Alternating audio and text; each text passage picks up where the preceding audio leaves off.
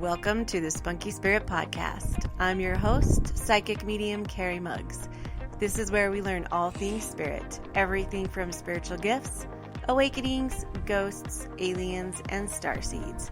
Nothing is untouchable, but always fun and spunky. I am honored to be on this spiritual journey with you, so make sure you hit the subscribe button so you never miss an episode. Hello, and welcome to the Spunky Spirit Podcast. I am Psychic Medium Carrie Muggs, and this week is question and answer week. But first I want to get into some stuff that's coming up because I have lots of things that I've been working on for you that are coming up. So, first off is I have a mediumship in-person mediumship class on March 26th. That's a Saturday, and it's halfway full up. There's a few spots left open, but it is in Idaho Falls, and it is in person. So I just taught one last month. It was awesome.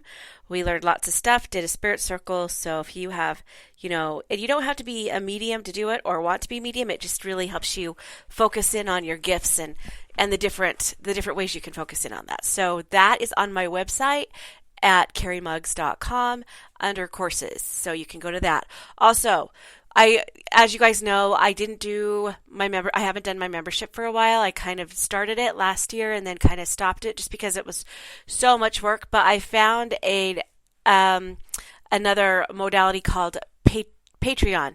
And so I set up all these things. There's different tiers. There's book of the month. There's question and answers. There's live question and answers. There's moon ceremonies. And you get to pick and choose which one you want to be in or which tier you want to be in. So you can be in the $5 tier and have message of the month and the book club, or you can be in the $10 tier and have the message of the month and the book club, plus weekly card readings and monthly lives with me. And then you could also be in the $18 a month tier, which is you get the moon ceremony, sound baths, card readings, and quarterly live readings and quarterly workshops, plus all the other things that the other tiers get. So Patreon is what it's called. I'm going to be launching that on Monday the 7th. I'm going to hopefully it'll be ready on Monday the 7th. So now, also too, if you go on my Insta or if you go onto my website, I am starting to launch some merchandise. Right now, it's just like a couple t-shirts and a sweatshirt, but I do plan on having workbooks in there about meditations, different guided meditations that you can buy for like 99 cents. So just watch for that coming up too on my Instagram. So lots of fun things coming. I'm super excited. Been really, really busy. And it's been awesome. So, okay, today is question and answers on the podcast for March. So the first question is from one of my readers, and she's asking, when we have dreams about our loved ones, are they just dreams or are they visits? And how can I tell the difference? So this is an awesome question because I do know that sometimes we just have dreams with our loved ones and our loved ones just kind of are in them for a minute. Or now I do believe that all dreams have some sort of message in them. So if I were you, I would have a dream journal by your bed, and each morning I would get up and write about before you even get out of bed, write in your dream journal what the dream was about, because I know you think you're going to remember, but you don't. So it's always best to write in your journal what the dream is about and then go back and read the night before. You go to sleep or read later so you can kind of get some messages out of there. Now, sometimes, yes, our loved ones just come into dreams or we just kind of see them, but the way to tell if it's a visit is dreams that are visits are very vivid. They seem real. Like it's almost like you can reach or touch them, and it just, everything seems so real. And a lot of times you just break down and cry. Some people will have anxiety. Some people are so excited. And then what sometimes happens too is you get so excited that you wake up, and it's so frustrating, I know. And a lot of times too, when they come through dreams and they're very vivid and it's a visit, they don't say anything maybe the first couple of times, and that's just because they are still regulating the frequency, or they talk in signs and symbols, and so they're still and I would not be 100% sure why they don't actually say things, because I know sometimes when they come like the second or third time, they do say things like I love you and things like that. So I don't know if it's because they can't pick up that frequency yet. Now, I know the first time my dad ever came through in a dream, he didn't say anything, and I was so disappointed. But I know now that it's so normal. It's just that they don't know how to talk in that frequency, or what to, because they talk in signs and symbols. And so don't get discouraged and don't get frustrated. Thank them, write the next morning everything about the dream down that you remember, because it's most likely a visit. And so, and also too, if you're in that Tinkerbell time when you're half asleep and half awake and you hear their voice say your name, it's because that in that space, it's easier for them to get to that frequency. It's like a radio. So that's kind of what I've been exposed to, or that's what they've told me. So, but I do know that, once they get over there, once they're over there longer, they can come through dreams and they can talk more. So hopefully that helps. And I would, if I were you, for everybody out there, I just know that lots of our messages come through dreams. I know that we have lots of night work. So I would get a dream journal, and every morning when you first wake up, I would write about your dream. In fact, I was just reading about this today. It's so ironic. I am reading a book called Limitless, and it's talking about your brain power and things that you can do to sharpen your brain. And he says every morning that he wakes up, the first thing he does is get his dream journal out and tries to recall his dreams. Now, a lot of people out there aren't as clairvoyant, and so they don't remember their dreams. But my advice is to at least try to, if you remember a little bit of it, write down whatever you remember. So hopefully that helps. Next question. I'm starting to have more visions or feelings that spirits are around. What does this mean? So there's a couple things going on here. One, you're starting to raise your frequency. You're starting to become more in tune with yourself and the things around you, and your frequency is raising. Also, too, you could be going through your awakening. Awakenings happen for a long time. They're not, I think once you start your awakening, it's never ending. I'm still going through my awakening. I started it a long time ago, but I'm still going through it now. Different stages, different things, but we're always progressing and always raising our frequency, always growing. So when you always grow, and when you're trying to raise your frequency or your growth, you will start to step into more of your gifts and more of your power. So you will start to see or hear more spirits, or whatever your clair is the most of. So if you're clairvoyant, you'll probably start seeing more shadows, or you'll probably start seeing spirits standing behind people, their ancestors. In fact, I just went to yoga class today and we talked about this. And you'll probably start to be more open to these things, just because your growth, your spiritual growth, is becoming more and more attuned, and you are becoming more attuned with yourself. And so you're going to start hearing things more, maybe seeing number sequences more. Don't be scared about this. A lot of people get nervous and scared, and it will stop. If it gets to the point where you're starting to get too scared, just ask your guides to not do it as much, or to do it in a different way.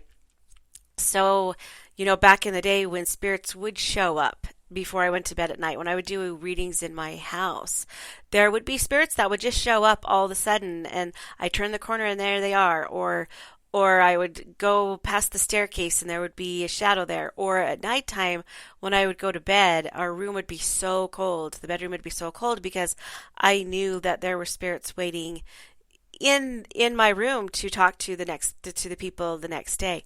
I moved my office, of course, out of my house, but I also talked to Spirit about this and said, hey, I want to do this work and I want to do this, but you can't freak me out like that. You can't. I'm a medium and I see spirits, but I don't. Anybody who turns your corner and there's a spirit standing right there, or you feel a chill, it freaks people out. So I asked Spirit to stop doing that. And I didn't know that you could create your own boundaries. I just kind of thought I had to let all these spirits come in whenever they wanted, because I, grew up as a people pleaser, and I'm working on that. So I also, was adapted to being a spirit pleaser. I thought I had to let all these spirits come in whenever they wanted, until I learned that you can build boundaries and you can ask them to stop doing this. And now, honestly, the only time I really see spirits, unless they're super aggressive, or hear them, is when I'm doing a reading, because I've gotten to the point where they respect my boundaries, and I just know that that's the time when I connect the most. So hopefully that helps. Don't get scared.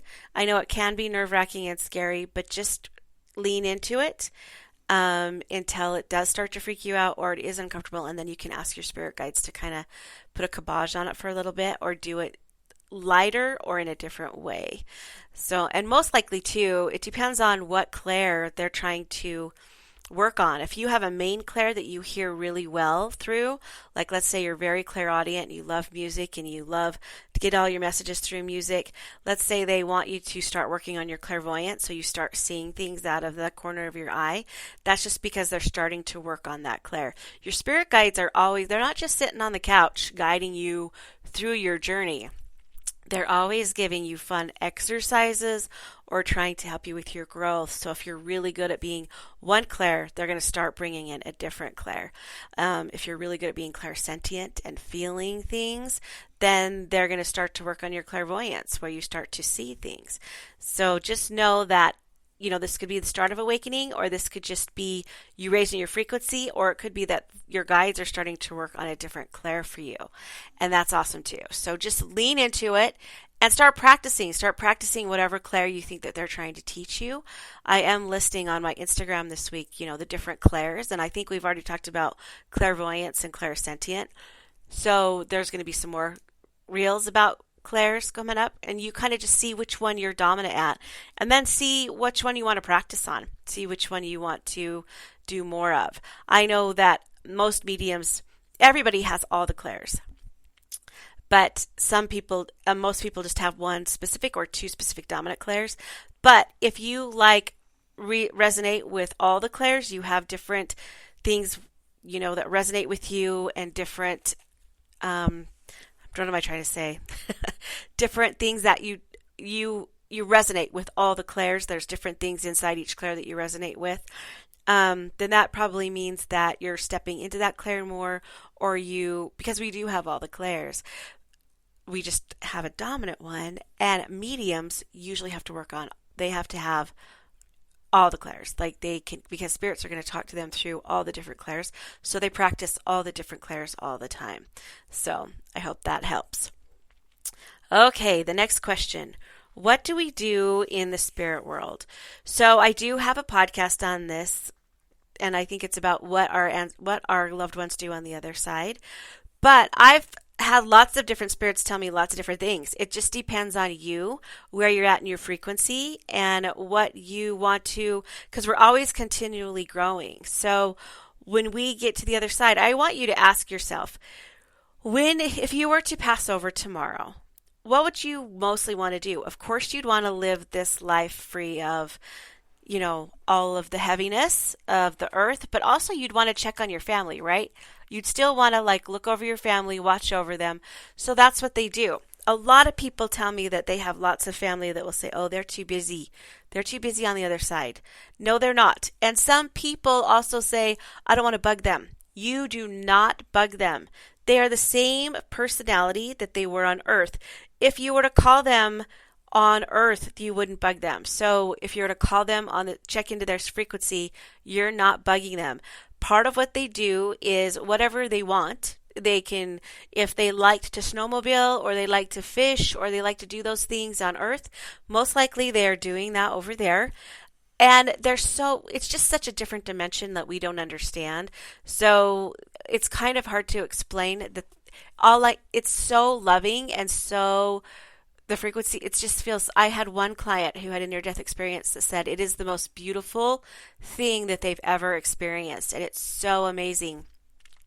And all it was filled with was unconditional love. And this is what the spirits will tell me too. It's just so loving, and so much growth, and so much peace, and so much just being at peace with yourself and realizing who you really are and how strong you really are and the power that you really have. And so you continue that journey of yourself and looking into yourself. But you also help your loved ones still on earth. If you were to pass over tomorrow and you have kids or you have your loved ones, wouldn't you want to be helping them and guiding them? And so that's probably what you'll do. You'll probably do the things that you want to do. Plus, you'll do things like help other spirits cross over or help different things in the spiritual realm. And also, you'll help your family and friends on earth. Especially, too, sometimes when we look at our life review on the other side, we see how our choices affected people.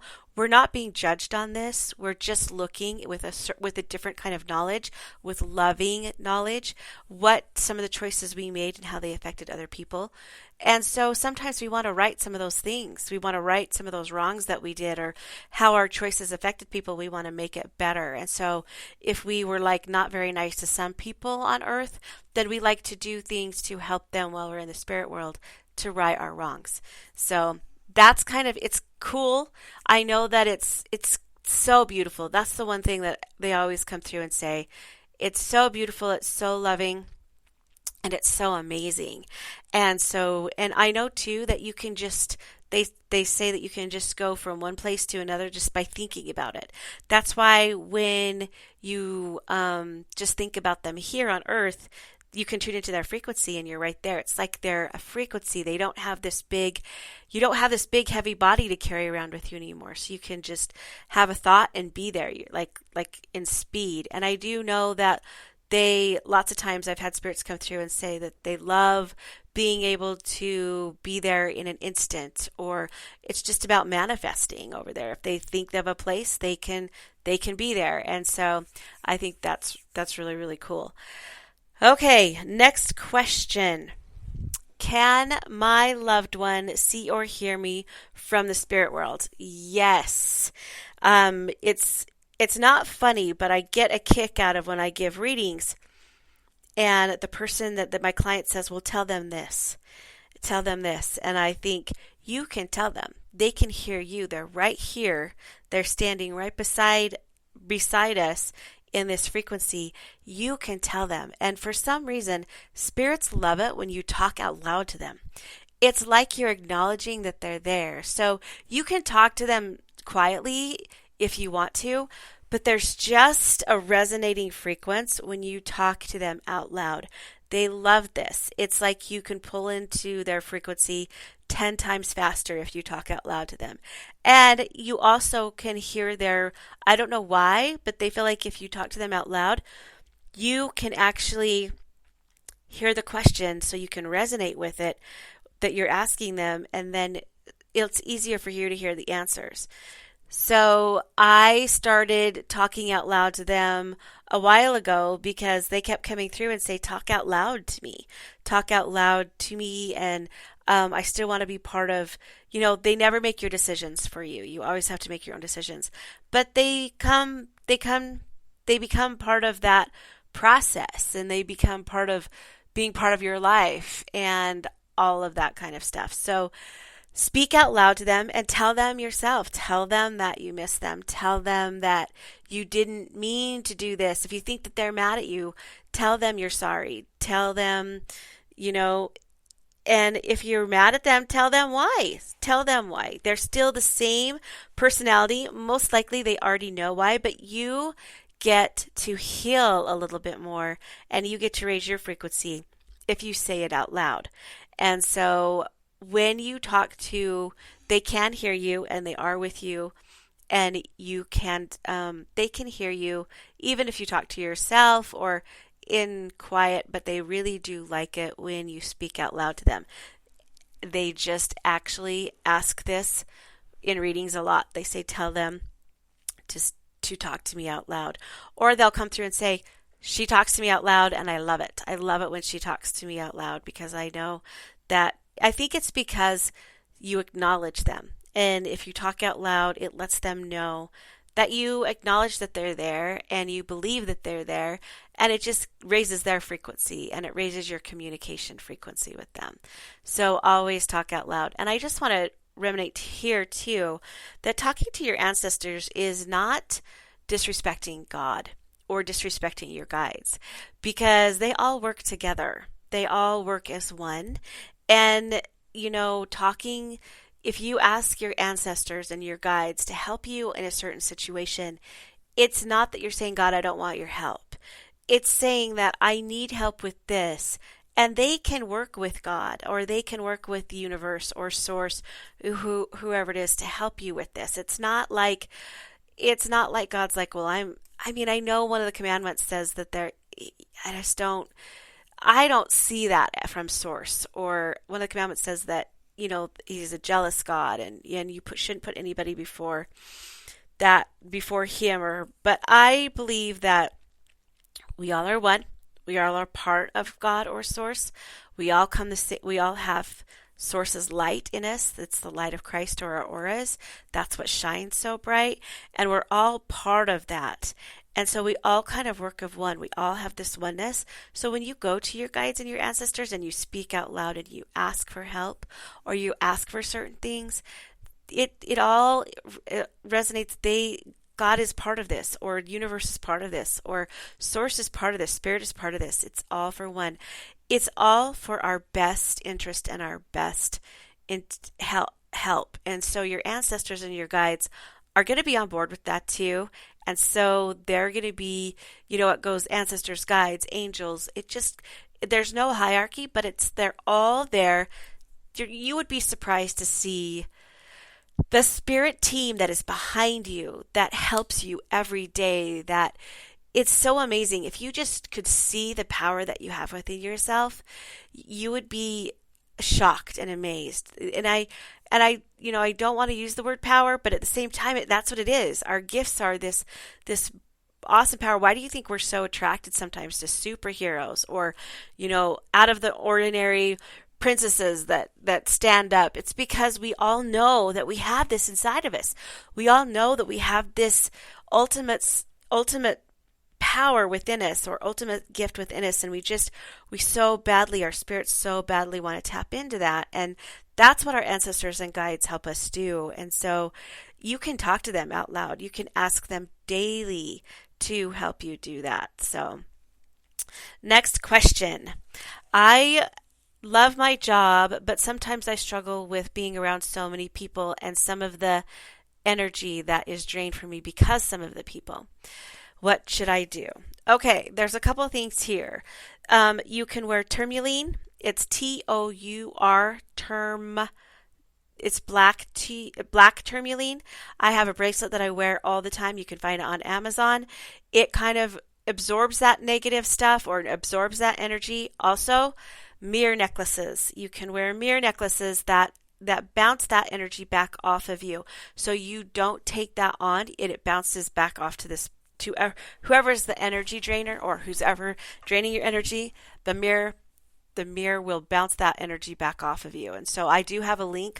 If you go to my Instagram and check the links, you will find that mirror necklace there.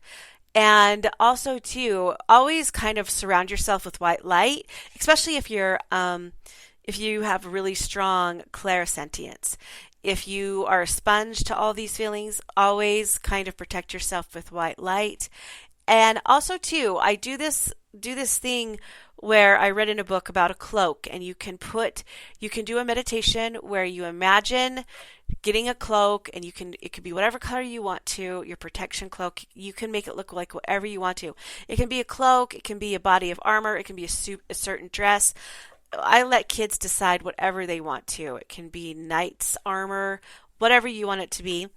And you go through this whole guided meditation, finding your armor, finding your cloak, putting it on, seeing how it feels.